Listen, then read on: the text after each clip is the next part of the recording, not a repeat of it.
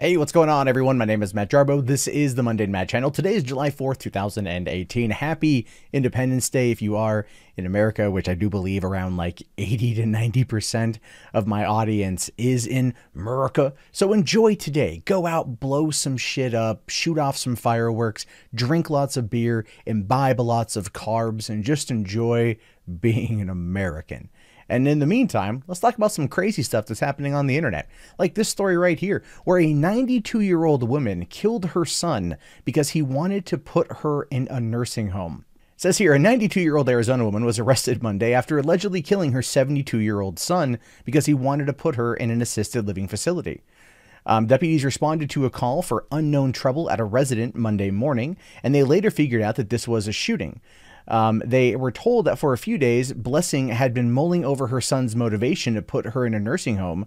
Blessing allegedly took two pistols, hid one of them in her robe, and confronted his son in her bedroom. Yeah, that's not premeditated at all. She's got her main piece and her backup piece, and in case being at 92, her aim goes to shit. According to deputies, she admitted to pulling out a handgun and shooting her child multiple times. The confrontation allegedly didn't stop there. Oh, because that's great. Blessing pointed the weapon at her son's girlfriend. They struggled over the firearm until it was knocked from her hand. She allegedly pulled out the second pistol, but that was knocked out of her hand by the girlfriend too. The girlfriend then contacted authorities. So if we ever want to hear a story about a badass female, I believe that the son's girlfriend, who I'm assuming is north of 60, I'm going to just go on the limb and assume that, wrestled two guns away from the 92-year-old mother of her boyfriend who just opened fire on them. That's a Lifetime movie waiting to happen. Absolutely horrible, don't get me wrong, but at the same time, this woman is very quick on her feet, and you know, and it's good that she acted, or else she probably would have been dead too. As of right now, Anna Mae Blessing is sitting in a $500,000 bail in Maricopa County, and I don't think anyone's going to come and get her. I mean, look at her. She has a look in her eye that she would probably ultimately end up killing again, and that's in no way good. It's unfortunate that this is where things went. It really is. This is really sad because you know, some people, when they get up there, 92, assisted living facility, it works. My grandfather is in his mid 80s and he's moving to one because he just realizes that that is the best thing for him. Very, very sad that the story ended up the way that it did. When a child wants to look after their elderly parent and the elderly parent flips out, well, we clearly know the outcome of that story. Okay, jumping over into news that is clearly part of an ongoing and ever-growing epidemic here in the United States. We have a teacher, female teacher, once again engaged in sexual activity with her underage student, and it always seems to be an attractive blonde. I'm not kidding you. Like, attractive blondes seem to be like very much drawn to adolescent youth. And this teacher, her name is Miss Sprinkles, because that doesn't make the rape any easier to swallow, right?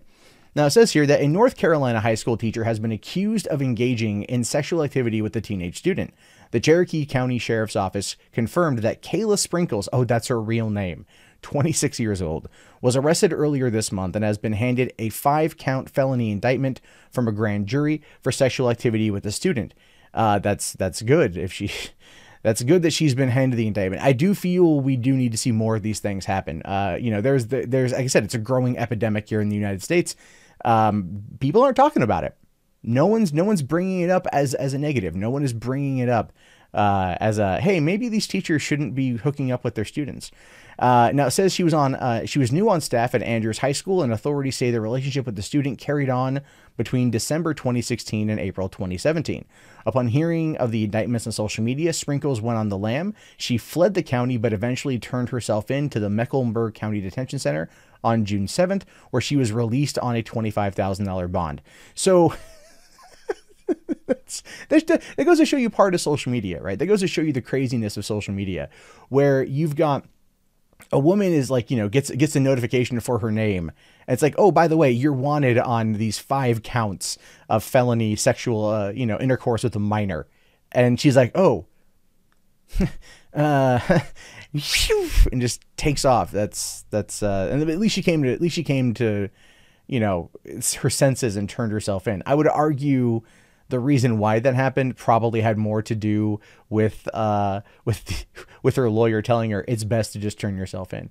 Now, authorities got a tip in late March that Sprinkles had engaged in sex with a student in the school system. They began to interview students before ultimately nabbing the naughty teacher. Cherokee County Sheriff Derek Palmer told reporters, "Our youth and our students are our greatest resources that Cherokee County is blessed to have. It is incumbent upon all of us to ensure their safety and well-being as they grow and mature."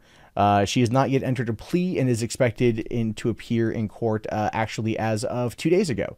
So we'll have to wait and see what happens with that. But let's see. She's an attractive, blonde-haired, blue-eyed woman in America. I have a feeling she'll probably be fine. But in all reality, this is an epidemic. This is a growing problem, and I cover it pretty frequently on this channel. And yet, when you look at the mainstream media, they never, ever approach it from the perspective of like, this is a problem, an ongoing, growing problem. And yet whenever it's a male teacher with a female student, it's hailed or heralded as this end of world experience that ultimately goes to show you that there is a huge inequality on how people treat predatory females versus predatory males. And it's actually kind of scary. But speaking of scary, this is a legitimate story. Kidnappers jailed for violent kidnapping of Halloween actress.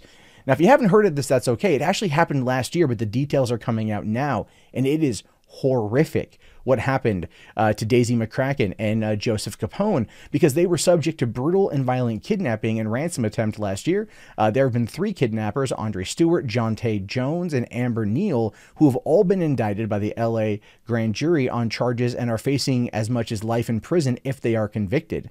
McCrackin and Capone were kidnapped at the residence on May 3rd, 2017, and the kidnappers held them for a ransom of $10,000. How is it we're only hearing about this now, 14 months later? Right? 14 months later. This story should have been everywhere. May of last year. So I have no idea what's going on.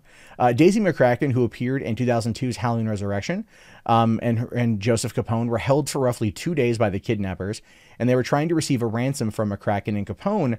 Capone got the worst of the kidnappers' treatment as he was held under threat of substantial likelihood of death during the incident. He was deprived of food for 30 hours after being forced to strip naked and get in a bathtub. At one point, while trying to protect McCrackin, he was severely beaten, punched, and kicked for attempting to aid, I'm assuming, his girlfriend. Stewart, per the indictment, did unlawful and malicious deprive to Joseph Capone, member of the body, and did disable, disfigure, and render it useless. Essentially, from what I can gather, it's putting out the eye. It's something to do with his eye. Like they damaged it to the point of where he's blind, or they pulled it out. Because they also cut his tongue, cut his nose, his ear, and his lip. Trying to get them to give up the money for him. Now, the kidnappers stole McCrackin's Lexus and took her to different ATMs where she was forced to pull out $100 and then write a check for the full $10,000 amount, which was deposited into the kidnappers' accounts. According to the indictment, Neal also forged a document transferring ownership of the Lexus into her name. Following a bank trip, McCrackin was dropped off at her home and called the local police and informed them of what had taken place. Now, what is crazy about this story to me is the fact that these people, that they took them from the actress's home to Compton, where they lived, held them there for 30 hours, beat them, tortured them, took out a dude's eye, and then had the balls to think that they were going to end up getting this Lexus and this $10,000 check, and that it would be absolutely untraceable. I mean, that is literally ridiculous. Now, according to the district attorney, all 3 subjects were tracked down by police and arrested. Amber Neal was released following the arrest and has it's not clear why she was released. But she was taken into police custody recently, which was captured on video and posted to Twitter. And so this is the video right here. You can actually end up really hearing people talk about this as it goes on. Wow.